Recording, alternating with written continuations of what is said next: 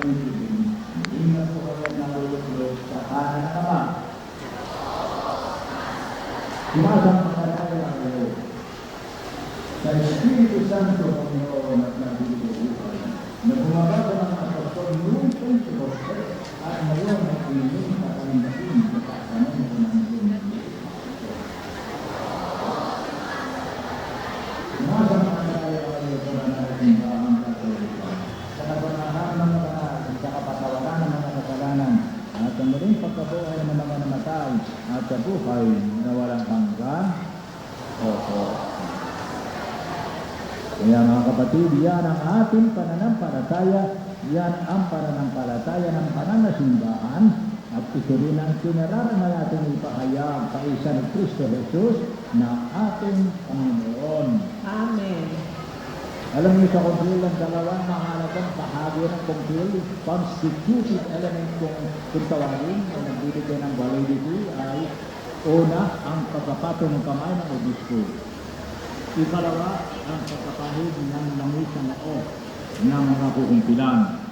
Sabihin na natin pakikintal ng krus sa noo ng mga kukumpilan. Para bagang ikaw ay tinatatakan ng ating Panginoon at ipilipin sa inyo ang kanyang signature. The signature of Christ is the cross. Yan ang ipilipin tayo guguhit sa noo ninyo.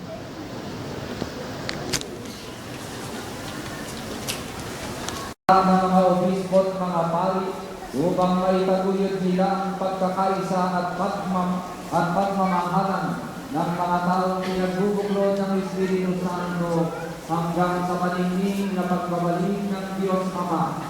Manalangin tayo sa Panginoon. Panginoon, kami inyong tingin. Para sa lahat ng mga tao, dili at bansa, upang magmahalan ng lahat, bilang magkakapatid at mga anak ng iisang Diyos Ama, at upang totohanan hanapin ng lahat ang kaharian ng kapayapaan at kaliningan ng Espiritu Santo, manalangin tayo sa Panginoon. Panginoon, kami iyong tingin.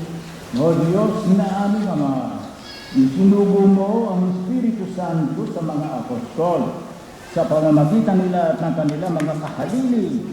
Patuloy mong isinusugo ang Espiritu Santo sa amin. Ang aral na sinimulang ipahayag noong Pentecoste ay patuloy mo lang ihatid sa kadahiran ng lahat. Iniiling namin dito sa pamamagitan